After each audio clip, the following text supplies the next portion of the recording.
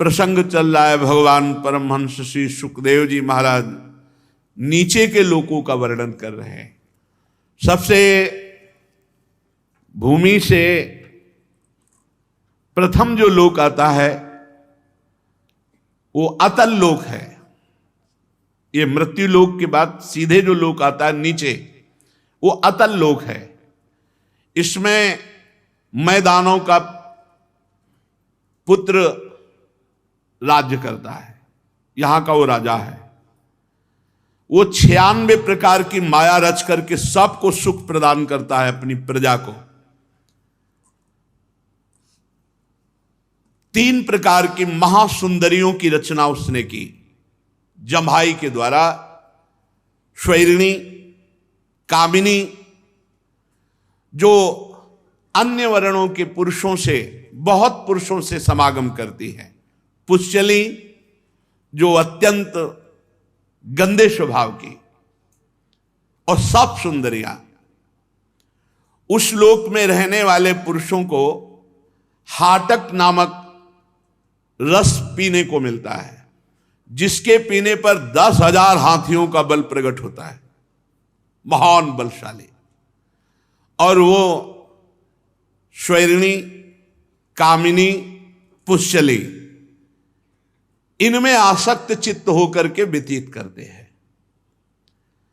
पूरा जीवन वहां के लोगों का अच्छे अच्छे पदार्थ खाना, अच्छे अच्छे पेय पदार्थ पीना और बस भोग वासना में लगे रहना। सब सुविधाएं माया के द्वारा, 96 प्रकार की माया जानने वाला सब सुविधाएं अपनी माया से प्रकट करता रहता है मैदानों का पुत्र। विमान में भरकर बस भोगों में पूरा जीवन व्यतीत कर देते हैं। यहां जितने लोग रहते हैं इस अतल लोक में,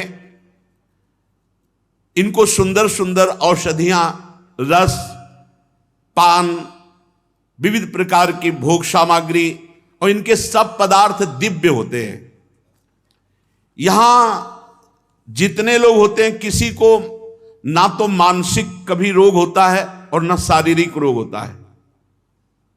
मानसिक रोग, व्यर्थ का चिंतन, जलन होना, डिप्रेशन आना, शारीरिक कोई रोग नहीं होता।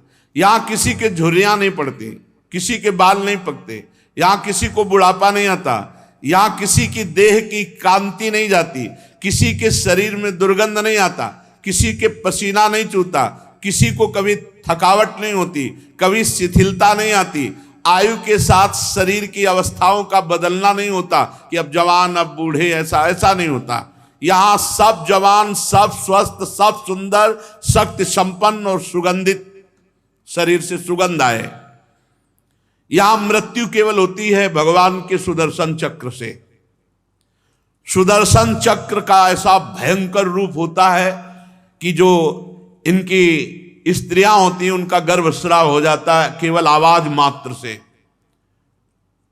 विनाशकारी भगवान सुदर्शन चक्र से इन सब का लय करते हैं। तो अपने यहां भी भगवान से ही तो होता है। जैसे वहां सुदर्शन चक्र से हो तो भूमंडल में जो होता है वो काल भगवान से होता है। काल भगवान का ही स्वरूप है, काल सबको नष्ट कर रहा है। अतल लोक के नीचे है वितल लोक। इसमें भगवान महादेव जी के पार्षद रहते हैं भूत गणों के सहित, और हाटकेश्वर नाम के महादेव का यहां पूजन होता है। भगवान शिव भवानी जी के साथ यहां विराजमान रहते हैं, उनके पार्षद भूतगण आदि। दोनों के तेज से एक हाटक नाम की श्रेष्ठ नदी निकली है, पार्वती जी और भगवान शंकर के तेज से। वो प्रज्वलित अग्नि के समान जो नदी बह रही, ऐसा लगता प्रज्वलित अग्नि है, तेजोमय जल। और जो वहां जल के नीचे जमा हुआ होता है हाटक नाम का दिव्य सोना होता है। ये बहुत दिव्य है। उससे बने हुए आभूषण सदैव चमकते रहते हैं, कांतिवान रहते हैं। तो वहां जितने भी भूतगण और वासी हैं बीतल लोक में, वो सब इसी सोने के आभूषण आदि धारण करते हैं। वहां महादेव जी, भवानी जी और उनके पार्षदगण ये बीतल लोक में रहते हैं। बीतल लोक के नीचे है सुतल लोक। इसमें महायशस्वी पवित्र कीर्ति विरोचन पुत्र परम भागवत बलि जी महाराज रहते हैं सुतल लोक में। भगवान ने इंद्र का प्रिय करने के लिए अदिति के गर्भ से वामन अवतार धारण किया था और इनसे 3 पग पृथ्वी मांगी थी। बलि जी ने दिया भी। भगवान ने पूरा लीला चरित्र तो आगे है।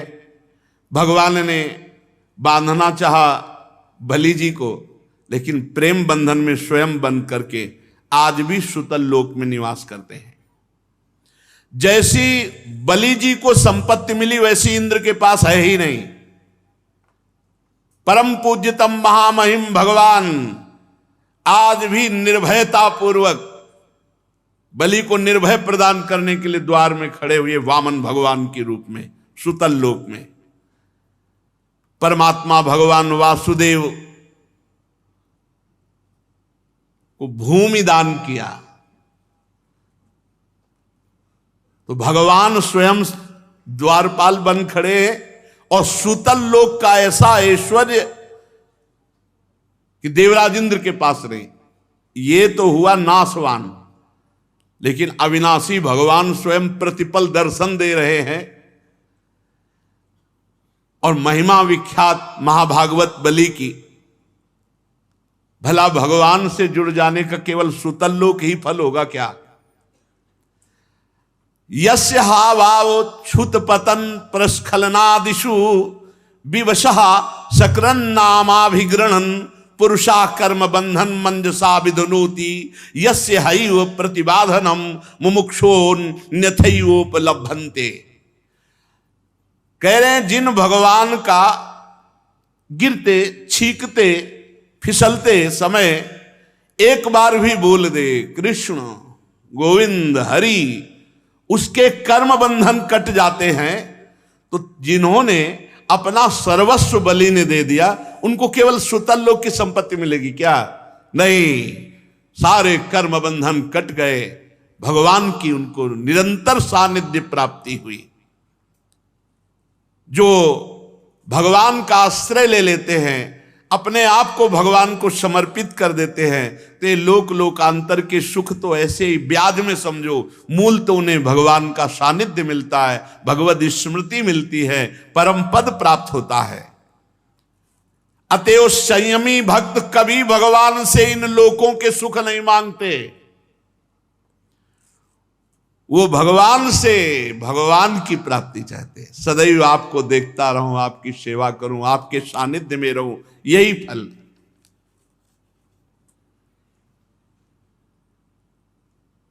भगवान ने यदि अपने आप को न दिया होता और केवल ये सुतल लोक का मायामय ऐश्वर्य दिया होता तो हमें लगता कि भगवान ने ठीक नहीं किया, क्योंकि विस्मृति कराने वाले भोग दे दिए। लेकिन ये देने पर भगवान द्वारपाल बन करके वहीं विराजमान हुए। हर समय बलि जी महाराज भगवान का दर्शन करते हैं।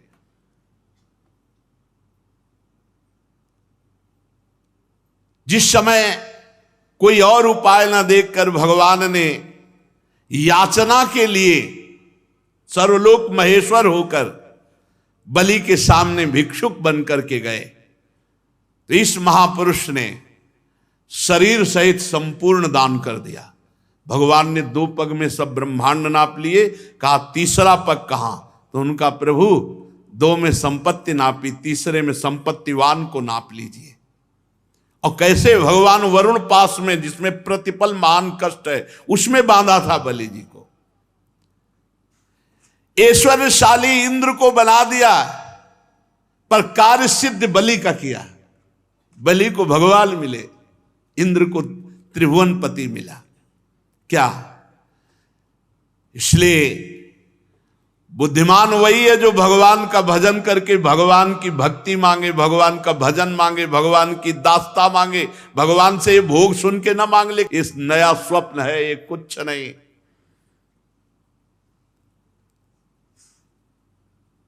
प्रहलाद जी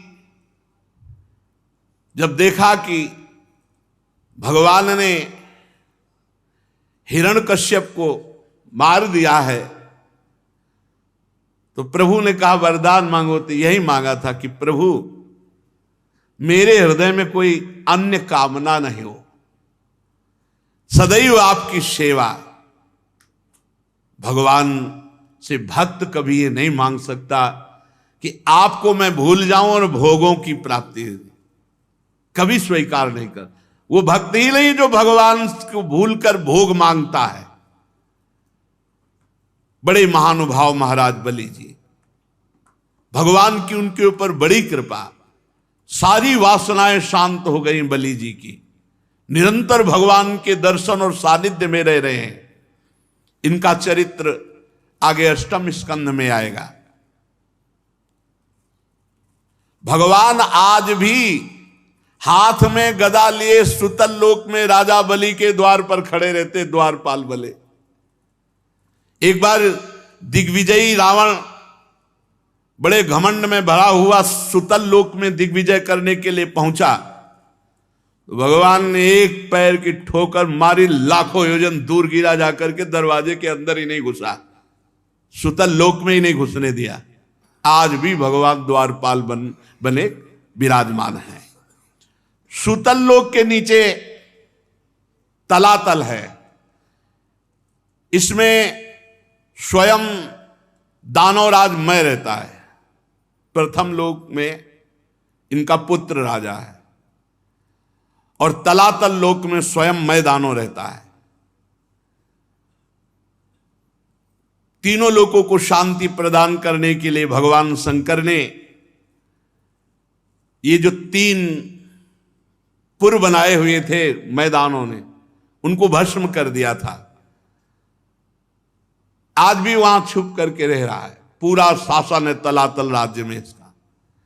वो परम मायावी, मायावियों का परम गुरु है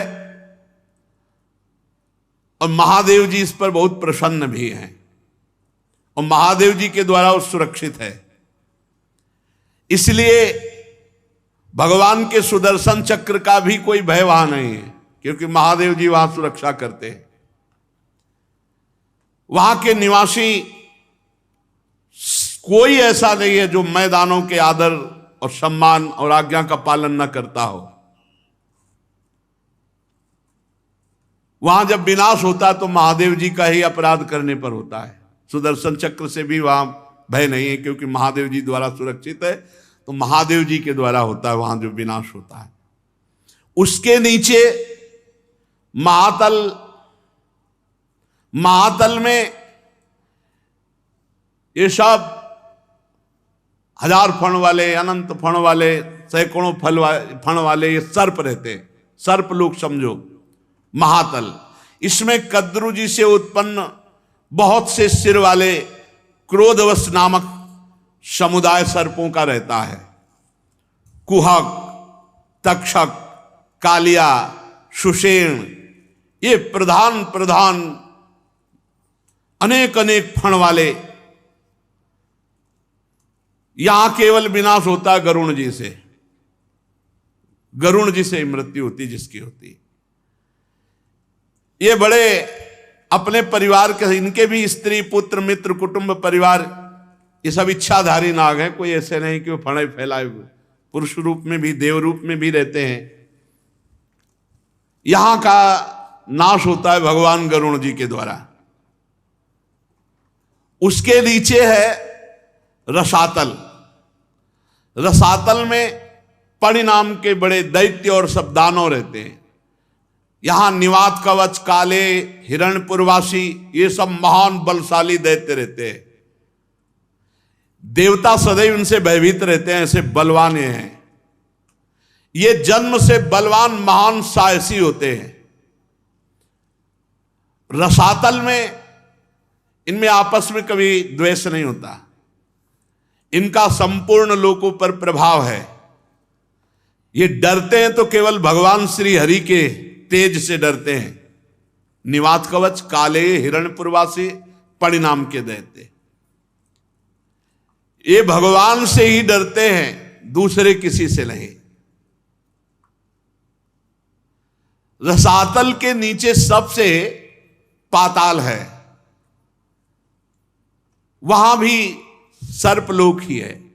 शंख, कुलिक, महाशंख, श्वेत, धनंजय, धृतराष्ट्र, शंखचूड, कंबल, अश्वतर, देवदत्त, ये बड़े भयानक क्रोधी महान विषधारी ये नाग रहते हैं। इस पाताल में वासुकी प्रधान है, यहां के वासुकी नाग प्रधान है। यहां किसी के 5, किसी के 7, किसी के 10, किसी के 100, किसी के 1000 फणों में मणियां दमकती रहती है। पाताल लोक में इन्हीं सर्प मणियों से प्रकाश होता है। पाताल लोक तक तो ये 7 लोक वर्णन हुए। पाताल लोक से 30,000 योजन की दूरी पर भगवान शेष जी विराजमान है। 30,000 योजन नीचे। और इनका नाम संकर्षण है। हजारों मणियां इनके मस्तकों पर दमकती रहती हैं और संपूर्ण भूमंडल जितना आपने सुना नीचे से लेके ऊपर तक सब ये भगवान शेष जी के एक फण में सरसों के दाने के समान रखा हुआ है। एक मस्तक पर ये समस्त ब्रह्मांड भगवान शेष जी के फण पे ऐसे रखा है जैसे किसी की खोपड़ी पे सरसों का दाना रख दे तो पता ही न चले, ऐसे पूरा ब्रह्मांड रखा हुआ है। प्रलय काल उपस्थित होने पर विश्व का संहार करने के लिए नीचे से इनके नेत्र क्रोधवश हो जाते हैं और भ्रकुटियों के तन जाने से 11 रुद्र प्रकट होते हैं साथ में ही, जो 3-3 नेत्र वाले होते हैं। तो भगवान संकर्षण के मुख से ज्वाला विष भई और 11 रुद्रों के तीनों नेत्र खुल जाते हैं और नीचे से जलना शुरू होता है, सब भस्म हो जाता है। ये सब हाटक पी करके जो उन्मत्त है तो राख हो जाते हैं। इसलिए वृंदावन में रहने की बात सोचो, अतल वितल की तरफ मत सोच लेना। ये सब नाशवाना ब्रह्म स्तंभ पर्यंतम सर्वम मायामयम जगत सत्यम सत्यम पुनः सत्यम हरिर नामैव केवलम। जो नाम जप कर रहे भगवान के धाम में विराजमान है, महाप्रलय की पवन वहां स्पर्श ही नहीं करती। भगवान संकर्षण बहुत गोरे हैं, बहुत गौर वर्ण के हैं। चरण कमलों के गोल गोल स्वच्छ और अरुण वर्ण नखमणियों की पंक्ति के समान दे दीप्यमान हैं। प्रधान प्रधान भक्तों के सहित अनेकों नागराज अनन्य भक्ति भाव से भगवान संकर्षण के चरणों में प्रणाम करते हैं। तब उन्हें उन नखमणियों में अपने कुंडल कांति मंडित कमनी कपोलों वाले मनोहर मुखारविंदों की मनमोहिनी झांकी होती, उनका मन आनंद से भर जाता है। नागराज की कन्याएं भगवान संकर्षण के चरणों की उपासना करती है। देवता, असुर, नाग, सिद्ध, गंधर्व, विद्याधर, मुनिगण, कोई ऐसा नहीं जो भगवान शेष जी की आराधना न करे। वही लक्ष्मण जी के रूप में है, वही बलराम जी के रूप में है। भगवान संकर्षण के नेत्र निरंतर प्रेम मद से टपकते रहते हैं, नेत्रों से आंसू टपकते रहते हैं और वो भगवान के चिंतन में प्रेम में विह्वल रहते हैं। और जब बड़े बड़े सनकादि ऋषि एकत्रित होते हैं तो वे भगवान की महिमा का गायन करते हैं। भगवान शेष जी नीलांबर धारण किए हुए हैं, कानों में केवल एक कुंडल पहनते हैं और हाथ में हल और मूषल ये धारण करते हैं। उदार लीला भगवान संकर्षण गले में बैजंती माला धारण करते हैं। सुवर्ण की बहुत सुंदर श्रृंखलामयी अद्भुत कांति, तुलसी की गंध से मतवारे होकर भौरे गुंजार करते हैं। इस प्रकार भगवान अनंत महामहात्म श्रवण और ध्यान करके मुमुक्षुओं को मोक्ष प्रदान करते हैं, कर्म वासना की ग्रंथि का भेदन कर देते हैं। ब्रह्मा जी, नारद जी सब भगवान संकर्षण की महिमा का गान करते हैं। चाहे भोग चाहे मोक्ष चाहे, एकमात्र भगवान की ही आराधना करनी चाहिए। श्री परीक्षित जी ने पूछा कि प्रभु, ये मनुष्य को नीची ऊंच योनियां क्यों प्राप्त होती हैं, गतियां क्यों प्राप्त होती हैं, दुख क्यों प्राप्त होता है? हमने सुना है नरक की भी प्राप्ति होती है। तो श्री सुखदेव जी ने कहा, राजन, ये जो तुम लोक लोकांतर में उत्तम मध्यम नीच गतियां देख रहे हो, ये इसलिए होती हैं कि सतोगुण, रजोगुण, तमोगुण 3 प्रकार के गुण हैं, और इन्हीं गुणों के अनुसार कर्म होते हैं, और कर्मों के अनुसार विभिन्न गतियां होती हैं, और हर कर्म का फल भोगना पड़ता है। कोई भी कर्म भोगना पड़ेगा, सबको भोगना पड़ेगा। कर्ता को अपने कर्म का फल भोगना ही पड़ेगा। तो जब कोई रजोगुणी तमोगुणी प्रधान वृत्ति वाला हो जाता तो उससे पाप कर्म बनता है, और पाप कर्म का फल उसे नरक में भोगना पड़ता है। और हजारों तरह की नरक गतियां हैं, उनको भोगना पड़ेगा। तो परीक्षित जी ने कहा, भगवान, अभी तक तो आपने बताया ऊंची नीची गतियां, नरक, ये नरक कहां है? पृथ्वी में ही भोगना पड़ता है, या त्रिलोकी के भीतर बाहर कहां है नरक? है भी कि केवल कहा ही जाता है? परीक्षित जी ने पूछा, है भी ये कहां है, नरक है कहां? श्री सुखदेव जी महाराज ने कहा, राजन, ये त्रिलोकी के भीतर ही है। ये पृथ्वी से नीचे जल के ऊपर दक्षिण दिशा में विराजमान है। ये पृथ्वी लोक में दक्षिण दिशा में पृथ्वी से नीचे जल के ऊपर विराजमान है। उस नरक लोक में सूर्य भगवान के पुत्र पितृराज भगवान यमराज का शासन है, और वो अपने यमदूतों के साथ, यमगणों के साथ रहते हैं। जो भगवान का भजन नहीं करते, शास्त्र विरुद्ध पापाचरण करते हैं, भगवान यमराज के दूत जबरदस्ती उनको मारते पीटते हुए यहां लाते हैं, और उनके दुष्कर्म पाप कर्म का फल उनको भोगना पड़ता है। प्रधान 21 हैं। प्रधान का मतलब होता है, जैसे भारत में उत्तर प्रदेश, तो अब उत्तर प्रदेश हुआ प्रधान।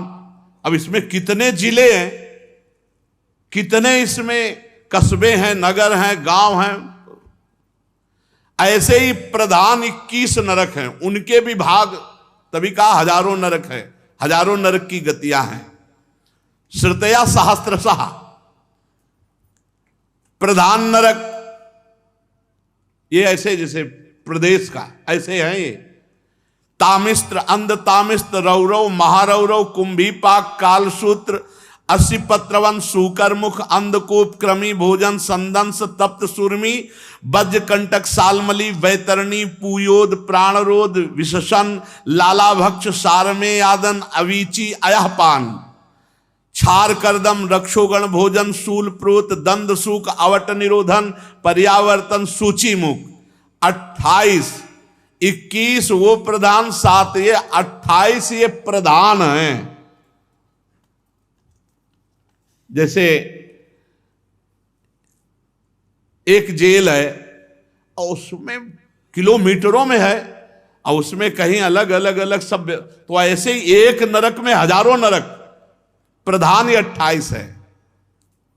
अब इनमें कौन कहां ले जाया जाता है? जो पुरुष दूसरों का धन बेईमानी से अपहरण करता है या दूसरे की संतान का अपहरण करके धन, या दूसरे की स्त्रियों का अपहरण, उसे अत्यंत भयानक यमदूत काल पास में बांधकर घसीटते हुए मारते हुए तामिस्त नरक में गिराते हैं। इस अंधकार, इस नरक में अंधकार ही अंधकार, कुछ दिखाई नहीं देता। अपने आप डंडे चलते हैं, इसमें पता नहीं चलता कहां से चल रहे हैं, और इतनी भयानक आवाजें आती हैं कि लघुशंका सोच कर देता है। और डंडा ऊपर से चलते हैं और अंधकार ऊपर से रहता है, इतनी मार पड़ती कि मूर्छित होता, पर मरना वहां है नहीं। रात दिन डंडे ही चलते रहते हैं। जो दूसरों का धन अपहरण करते हैं, दूसरों का संतान अपहरण करते हैं, जो दूसरों की स्त्रियों का अपहरण करते हैं, उनको भयानक तामिस्त नरक में गिराया जाता है, जहां अंधकार ही अंधकार है। खाना पीना तो कोई, यहां जेल में भारत की तो कम से कम खाना पीना तो मिल जाता है, वहां खाना पीना नहीं, वहां डंडा ही चल रहा है। और अंधेरे में ऐसी ऐसी आवाजें कि भयभीत होकर मलमूत्र का त्याग करता है, और इतनी मार पड़ती रहती है निरंतर कि मूर्छित होता रहता, फिर होता, फिर मूर्छित, मरना है नहीं वहां। बोले कितने दिन की सजा हुई? बोले 1 कल्प की। बोले कैसा है? बोल रहे हैं भला छोटे मोटे पाप की 1 कल्प, तो 5 मिनट यहां पाप करते हो आजीवन कारावास मिलता है नहीं, और फांसी की सजा मिलती कि नहीं मिलती? 5 मिनट के अपराध से। दूसरा, जो किसी को विश्वास दिलाकर धोखा दे देता है, जैसे कभी तुम्हारे को कोई रास्ते में मिला, भाई रात हो रही, हम आपके घर आज शरण ले सकते हैं क्या? आप उनको भगवान की तरह उनको रखो, कहीं धोखेबाजी नहीं होना चाहिए। विश्वास सबसे बड़ी चीज होती। कोई कभी कैसी परिस्थिति में माता बहन कोई भी मिल जाए, अगर उसको आप शरण दे दें तो विश्वासघात नहीं होना चाहिए, नरक की प्राप्ति होगी। जो किसी को विश्वास देकर फिर विश्वासघात करता है, जो किसी स्त्री को फंसा करके प्यार दुलार विश्वास ऐसा, और उसके साथ गलत आचरण करता है, 2 प्रकार के। एक तो किसी को भी शरणागति दे के आज हम आपके घर रुकना चाहते हैं, तो अगर आपको संशय है तो लाओ ही मती, और अगर लाओ तो विश्वासघात नहीं होना चाहिए। फिर बहुत बड़ा, देखो महाराज शिवी के गोद में आके कबूतर गिर गया तो उसकी रक्षा के लिए उन्होंने अपने शरीर का मांस दे दिया, कबूतर की हानि नहीं होने दी। ऐसे यदि कोई अतिथि, कोई शरणागत, कोई भागकर घर में आ जाए तो फिर ऐसा, चाहे अपने प्राण देने पड़े लेकिन उसके प्राणों में कुछ फर्क नहीं पड़ेगा। एक ऐसा सिद्धांत है, अगर कोई भाग कर आ जाए तो फिर शरणागत की रक्षा कर। हाँ, कोई अपराधी भाग करके आ जाए तो फिर जब अपराध किए हुए तो फिर भोगो जाके तुम। जो किसी को विश्वास देकर धोखेबाजी करके फंसा देता है, धोखेबाजी से उसको कष्ट देता है, मार देता है, और जो किसी दूसरे की स्त्री को विश्वास दे करके, तो वो अंध तामिस्त नरक में पड़ता है। वहां क्या होता है कि वहां ऐसे यंत्र लगे हुए हैं कि उनमें फेंक दिया जाता है, टुकड़े टुकड़े होकर गिरता, फिर मनुष्य बन गया, फिर फेंका गया, फिर ऐसे काटा जाता है। इतनी भारी दुखमयी वेदना होती है कि सब सुध बुध खो बैठता है। इसीलिए इसका नाम अंध तामिस्त नरक है। इसमें भारी कष्ट ही कष्ट है विश्वासघाती पर स्त्री गमन करने वाले को। और यहां इस लोक में जो शरीर का अभिमान करके कि मैं बलवान, मैं धनवान, मैं ऐसा, और दीन दुखियों को सताता है, द्रोह करता है, बहुत ही नीच प्रवृत्ति आ जाती जब अहंकार उत्पन्न हो जाता है, बहुत नीच प्रवृत्ति। जो मैं अहंकार से, मैं धनी हूं, बलवान हूं, बुद्धिमान हूं आदि आदि से दूसरे प्राणियों को कष्ट देता है, द्रोह करता है और दूसरों से छीन छीन करके विलासिता, सबको उसमें रहना चाहिए। जब ये ऐसे लोग शरीर छोड़ते हैं तो ये अपने पाप के कारण रौरव नरक में गिराए जाते हैं। जो अहंकारी, जो दूसरे के धन, दूसरे की वस्तुएं, दूसरों को द्रोह करना, दूसरों को कष्ट देना, ऐसे लोग रौरव नरक में गिराए। इस नरक में जीवों को भयानक कष्ट दिया जाता है। इसमें रुरु नाम के यमदूत होते हैं, इसीलिए इसका नाम रौरव है। वो सर्प से भी ज्यादा क्रूर स्वभाव के जहरीले होते हैं। बार बार वो डसते, बार बार काटते, उनका जहर चढ़ता है। मरना वहां है नहीं, ये कल्प कल्प तक के लिए। जो अपने पति को छल पूर्वक फंसाकर और पर पुरुष से रति करना, अपने पति की हानि करा देना, मार देना या उससे छल करना और दूसरे, तो 100 कल्प तक रौरव नरक पड़ती। पतिवंचक परपति रति करई, रौरव नरक कल्प सत परे। ये खिलवाड़ नहीं, बहुत होश में जीवन व्यतीत करना चाहिए। इसके आगे एवमेव महारौरव यत्र निपतितम पुरुषम क्या ब्रादा नाम रुरुवस्तम क्रव्येण घातयंती या केवलम देहम भरा। ये जो दूसरों का मांस खाते हैं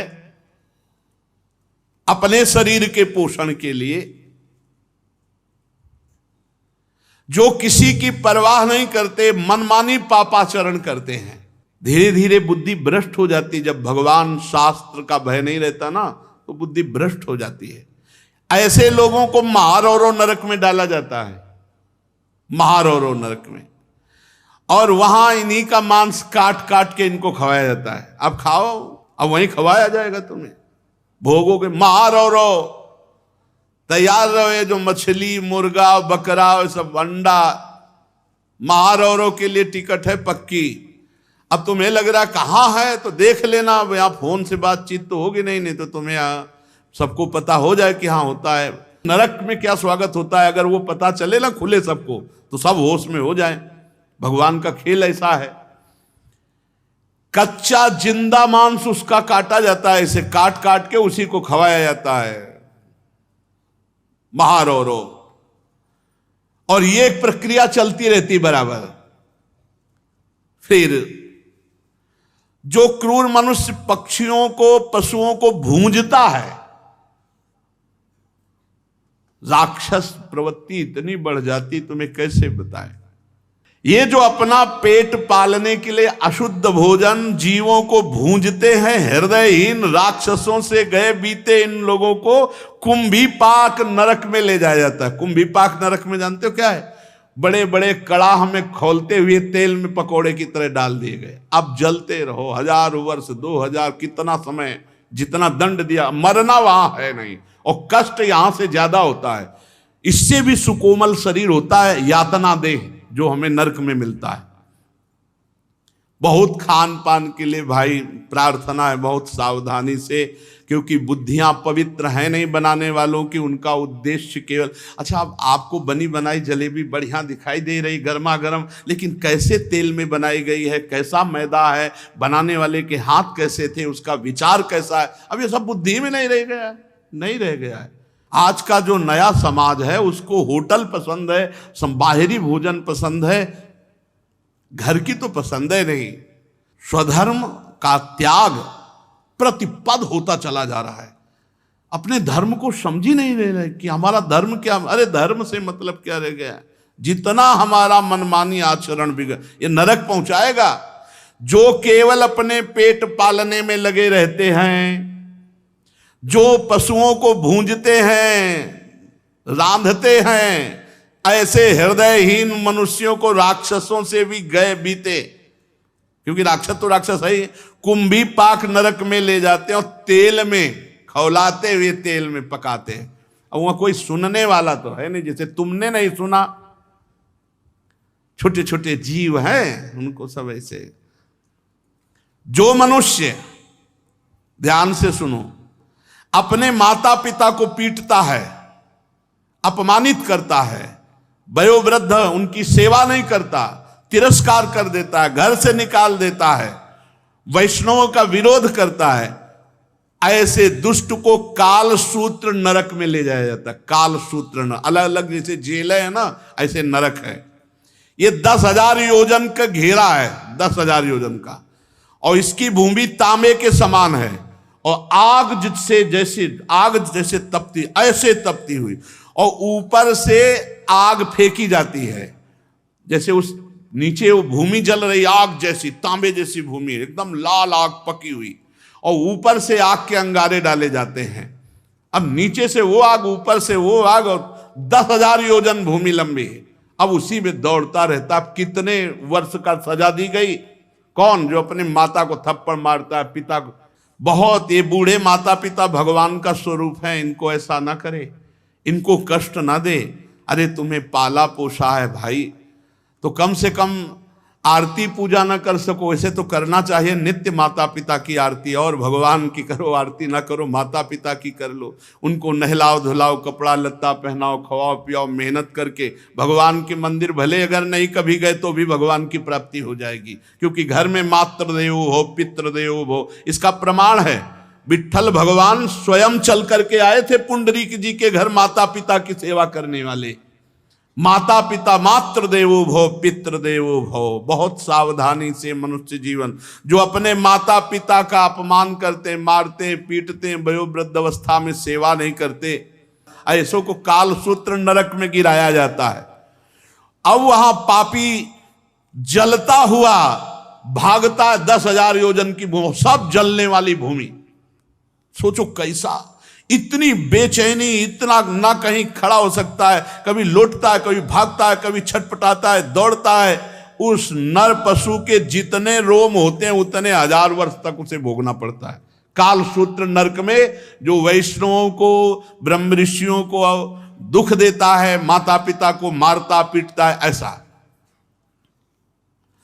आगे कह रहे, जो पुरुष किसी भी प्रकार की आपत्ति ना आने पर अपने वर्णाश्रम धर्म को छोड़कर दूसरे धर्म का आचरण करता है, वैदिक मार्ग को छोड़ देता है, और जो पापी पाखंड पूर्ण जीवन बिताता, पाखंड जो है नहीं उसको दिखावा करके मनमानी आचरण, जो वैदिक शास्त्रीय सिद्धांत को छोड़कर मनमानी आचरण करता है वो पापी, और जो पाखंडी है, पाखंड का वो पाप। इन 3 पापियों को, 3 प्रकार के पाप करने वालों को अश्री पत्रवन नामक नरक में डाला जाता है, जहां यमराज के दूत जैसे कांटे होते हैं ना, ऐसे कोड़े होते हैं, ऐसे कोड़ों से पीटते हैं। और वो इतना चिल्लाता, रोता है, इधर उधर दौड़ता है, तो वहां आसपास तलवार जैसे ऐसे लगे हुए, उनसे अंग उसके कटते हैं, कोड़े से मारा जाता है, बार बार मारा जाता। वो कहता है हाय मैं मरा, हाय चिल्ला, ऐसे चिल्लाता रहता है। धर्म छोड़कर पाखंड मार्ग में चलने वाले पाखंडियों को यही दंड मिलता है, कुकर्मियों को यहां अपने कर्म का फल भोगना पड़ता है। हे राजन, जो इस लोक में राजकर्मचारी पद पर होकर राजा, न्यायाधीश या बड़ा पदाधिकारी होकर निरपराध मनुष्य को दंड देता है और अपराधी को छोड़ देता है धन के बल पर, निरपराध निर्दोष को दंड देना, दोषी को मुक्त कर देना, उस महापापी को जो घूस लेकर के, चाहे कोई हो, न्यायाधीश पद हो, चाहे बड़ा राजकर्मचारी पद हो, चाहे जो पद हो, जो अपराधी से पैसे लेकर निरपराधी को दंड देता है, निर्दोष को दंड देता है, उस पापी को सूकर मुख नरक में गिराया जाता है। महाबली यमदूत उसको पहरे मार मार करके कुचलते हैं, पूरे अंगों को ऐसे लेटा करके, बड़े बलवान हैं, अब गदा आदि से मार मार करके उसके अंगों को कुचलते हैं। यहां जैसे निरपराध आदमी रोता रहता है कि हमारा कोई अपराध नहीं है, लेकिन पैसा मिल चुका है इसलिए अपराधी को बचाव पक्ष में। इसीलिए एक बार एक वकील साहब वो बोले कि भाई हमको तो ऐसा करना पड़ता है, ये हमें सिखाया गया है। तो फिर हमने प्रार्थना की कि बुरा ना लगे, आपकी बहन के साथ कोई गलत करे और फिर इसके बाद आपको पता चले कि ये गलत आदमी है और फिर आपको पैसा दे, आप छोड़ा दोगे उसे? अब चुप हो गए। बोले हमारा तो कार्य है छुड़ाना, अब हमारे पक्ष में जो आएगा मुकदमा मुझसे जिताएंगे तो हम ठीक है। आपकी बहन के साथ गलत आचरण करता और वो आदमी आपको फिर मनमानी रुपए दे, आप छोड़ोगे? बोले नहीं छोड़ेंगे। तो फिर दूसरे की बहन के साथ किए हुए व्यक्ति को कैसे छोड़ दोगे? तुम्हारे भाई के साथ कोई घटना घटी हो, कोई ऐसा अमंगल किया हो और जानते हो तो आप नहीं छोड़ सकते, चाहे करोड़ों रुपया दे।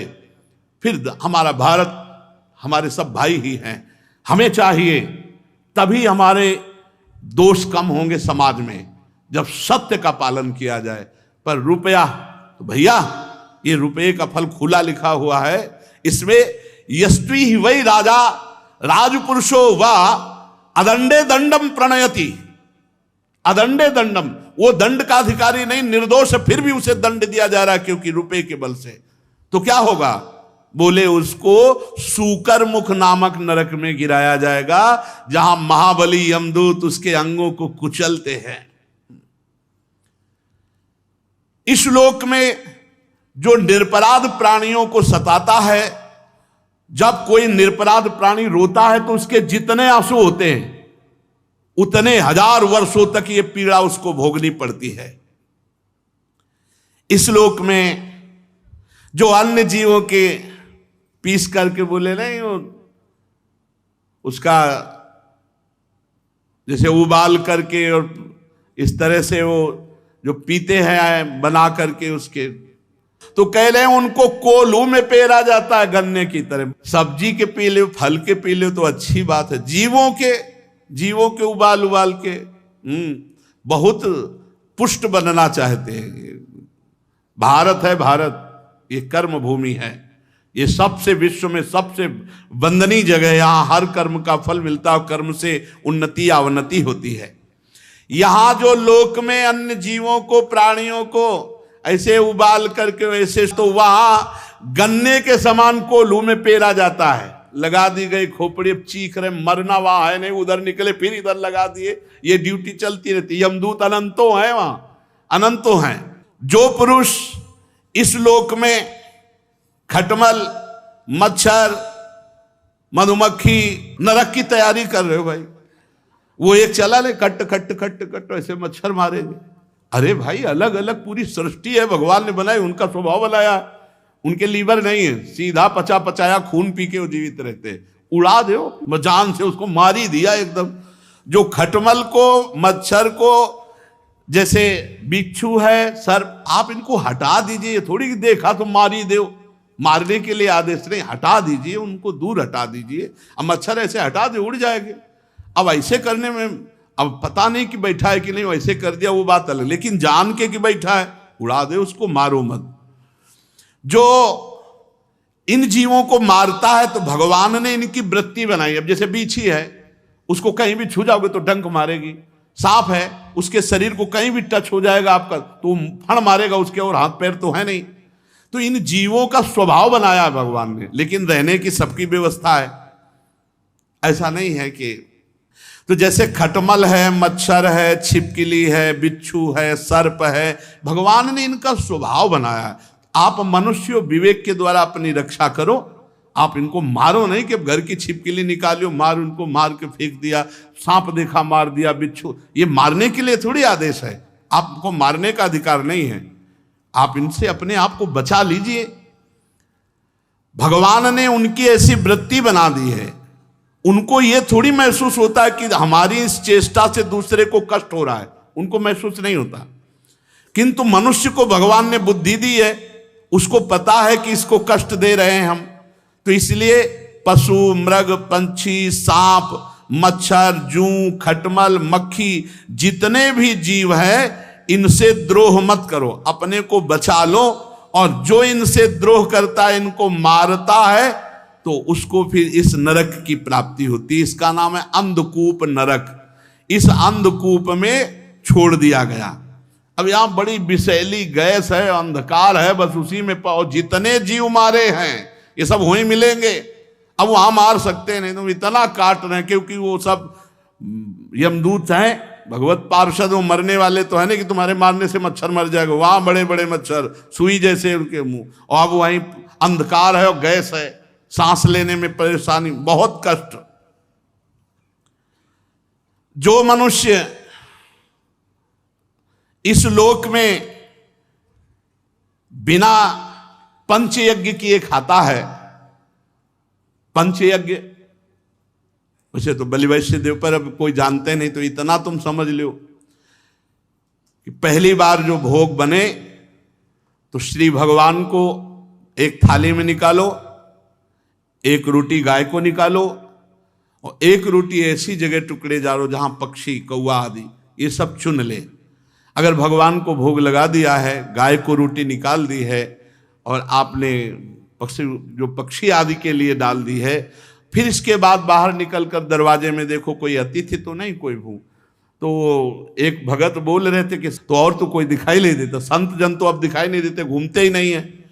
ऐसा समय चल गया, घूमे तो मार डाले जाए, नहीं चल गया। देखो पाल घर में वहां वो घेर के मार डाले। अरे यार तुम पशु आदमियों को संत वेश में, अरे भैया वो कोई ऐसे तो है नहीं कि रात रात में अंतर ध्यान हो जाएंगे, उनको बंद कर लेते, फिर पुलिस से जानकारी लेते।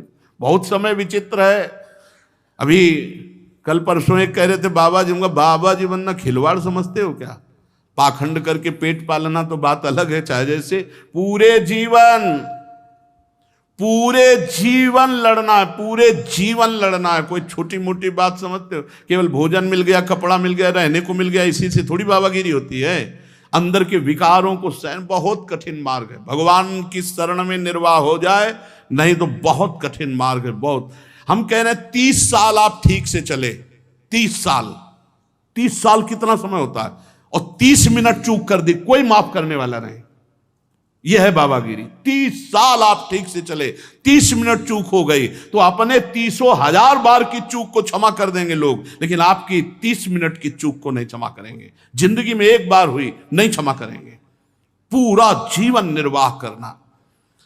पंच महायज्ञ, वैसे तो बलि वैश्य देव बहुत जरूरी, पर अब कौन जानते ही नहीं बलि वैश्य देव। कौन जानता है बलि वैश्य देव? कौन जानता है?